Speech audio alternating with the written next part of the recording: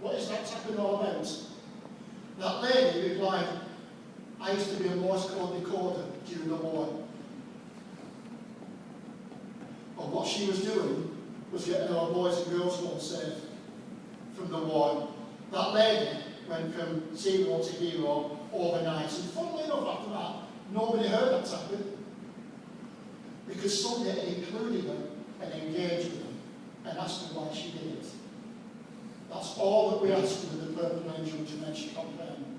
That we include people in everyday life. We include people in everyday activities. There are stages to this disease. There are 3 predominant stages. You've got early stage, mid-stage, and late stage. You do not wake up Sunday one day, look at your wife or husband and think, who are you? As much as maybe something like that. It doesn't happen like that. It's what I've coined as a critical chain of events. And it's recognising those critical chain of events. It's recognising the early stages of dementia. We have a doctor here on stage, I believe. I can tell you, I was once in Dartmouth doing a conference like this, and it was full of, and I'm sure the doctor will appreciate this, it was full of doctors, nurses, consultants. And I asked them, I said, okay guys, come on, let's be honest, what's the early stages of dementia? And they all put their hands up and they all said, memory loss, spatial awareness, lifestyle skills, and every one of them was right. So I turned around and I said, okay then, I do my homework. I said, if that's the case, why is there only 54 people in Dartmouth diagnosed with dementia?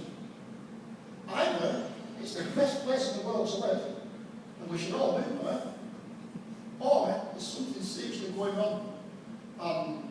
They sat there rather uncomfortably and shifting in the seats. And he said, it's not as simple as that. Yes, it is. Because you just told me what the early signs of dementia is. If somebody walks into your consultation room and says, I've got chest pain, you think heart failure. If somebody walks into your consultation room and says, I've got really bad headaches and nosebleeds, you think aneurysm. If somebody's lost weight rapidly and has a cough, you think cancer. Automatically. Why don't somebody who presented these symptoms, what you just told me, why don't we think dementia? That was 2 years ago. Since then, I believe there's over 280 people been diagnosed with dementia. And I don't think for 1 minute it's for more because of what I said. But I think it's just because you have to open people's lives and open their eyes and say, listen, you've got to have that confidence to diagnose. I lost my father and my grandmother to dementia. I've seen the horrors that it brings. I know what the end is, and there's not a cure. But sometimes with this disease, you must always expect the unexpected. And nothing's never quite what it seems. 7 years ago, I was diagnosed with dementia. 7 years ago, I was diagnosed with Alzheimer's, and they got that wrong. 3 years ago, I was told I had Lewy bodies type dementia. Totally different. It is an awful disease. I am probably not your stereotypical type of what people do think have dementia. But let's just go back a little bit to remember it's not age-related all the time. I was age 50 when I was diagnosed. We do know people that's younger than that who's diagnosed. When I was just diagnosed, I threw my toys at the ground. Why me?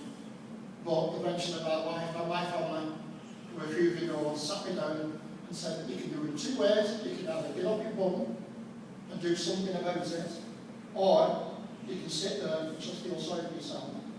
And the time I've got that, I'd like to just explain a little bit about what we've done since. But first of all, can we please remember that dementia is the umbrella term. That is the umbrella, because when people think dementia, they think Alzheimer's straight away. They don't think about Lewy bodies, or Pick's disease, what Terry Pratchett's got, or vascular or frontal lobe disease. There's actually over 100 serious types of dementia. Of course it comes if you're also by alcohol. People just think Alzheimer's. So what we did, we said, right, the umbrella term is dementia. Underneath that, umbrella term is Alzheimer's is a type of dementia. Lewy bodies is a type of dementia. Hip's disease is a type of dementia. And if we remember that it all comes under that umbrella, then we'll remember, and the nicest thing you can say to people when people say, oh, I've got dementia, or my mum's got dementia, is to say to them, what type? What type is it? Because it's that inclusion and engagement. And if you take the time and trouble to find out what type it is, and do a little bit of homework, it will help so many people. Am I frightened about dementia? Yeah, I'm absolutely petrified. As I explained, I've seen what happens. I know there's no cure at the moment. But am I ashamed about dementia? Not one bit. I won't be studying here today, of course. I won't be standing in front of David Cameron. We went to Downing Street and had lunch with David Cameron. We took a dementia message down to him and explained what we wanted, because you want to involve people with dementia. I am not ashamed about this disease, and I don't think anybody should be. So what do we do? What actually happened was I walked into a shop one day in Torquay, and because I had dementia, I had trouble with the coinage, and I couldn't think what was the £2 in a £1 coin or 20p. And I said to the young man behind the counter, excuse me, I'll be with you in a minute. I've got dementia. So, I've got that as well. And he laughed in my face. It was a full shock. Because for some reason, some people think it's funny. Some people think, oh, I'm having an Alzheimer's moment. What do you think? Oh, I bet I've got cancer. What do you think? Oh, I've got leukemia. No, you won't.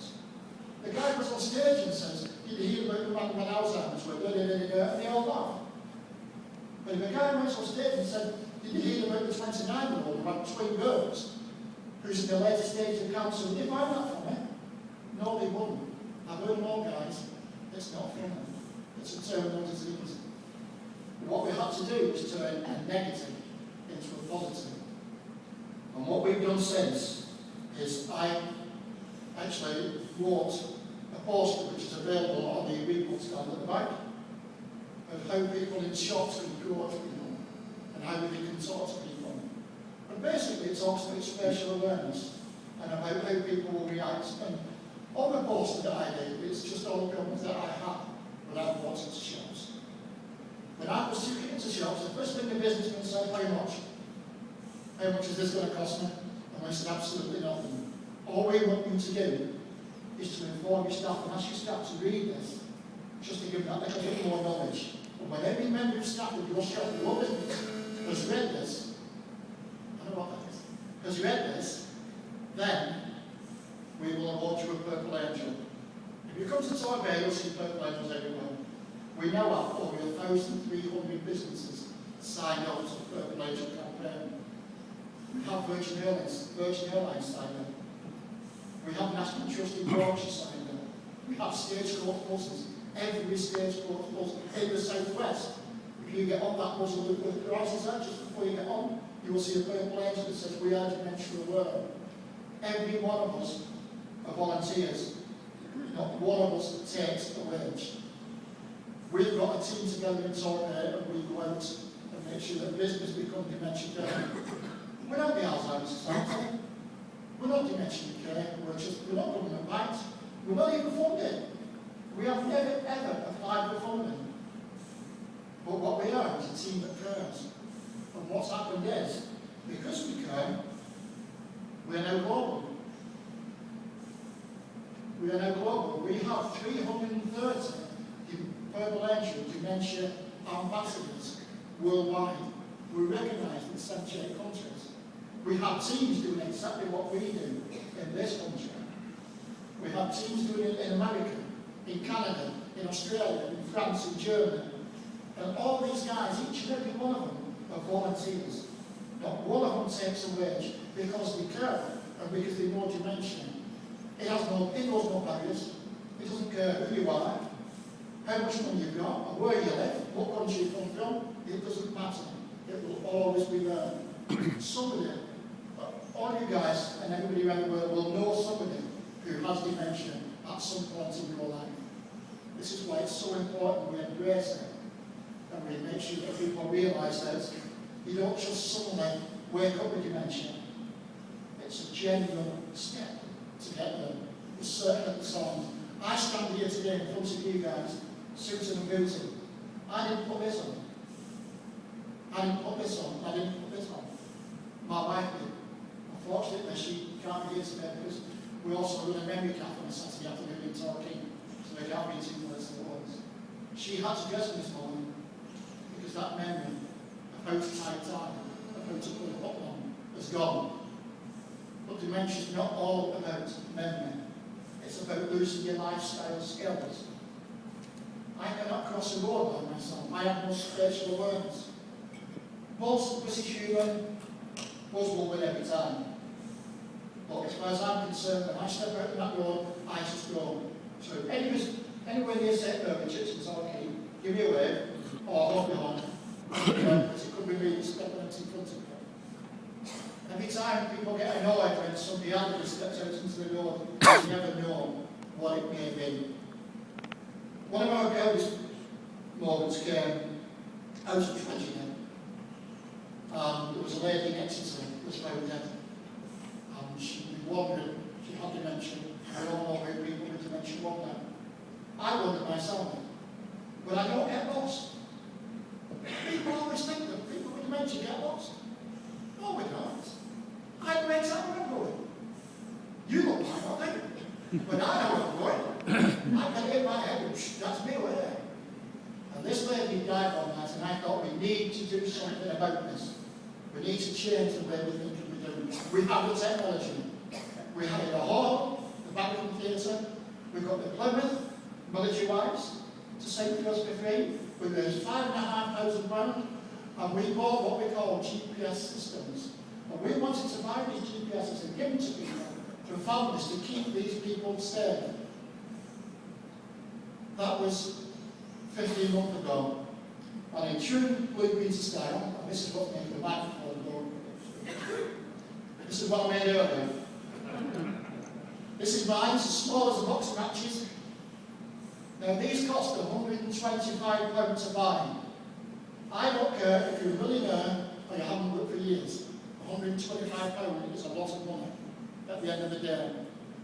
So we did a deal with a company called Ostrich Care, which is a signposting company.